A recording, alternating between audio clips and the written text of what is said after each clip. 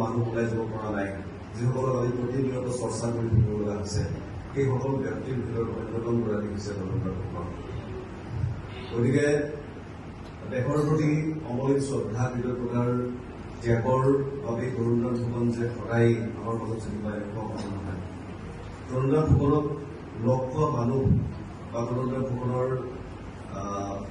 পৰৱৰ্তী সময়খিনিত তেখেতৰ আদৰ্শেৰে নিজেই নিজৰ ৰাস্তাত নিজৰ পথত বাজি থকা মানুহ এতিয়াও অসমত আছে। আৰু আমি ডক্টৰ ভূপেন হাজৰিকাৰ মৃত্যুৰ যিটো সমদল যাত্ৰা, মৃত্যুৰ পিছৰ এই যাত্ৰাটো নিজ চকুৰে দেখিছিল।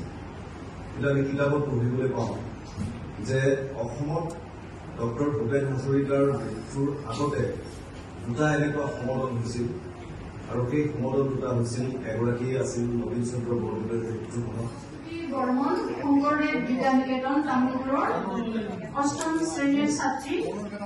তেওঁক আমাৰ এডিচি লক্ষ্মী দত্ত বাইদেউক পুৰস্কাৰটো প্ৰদান কৰিবলৈ মই অনুৰোধ জনালো।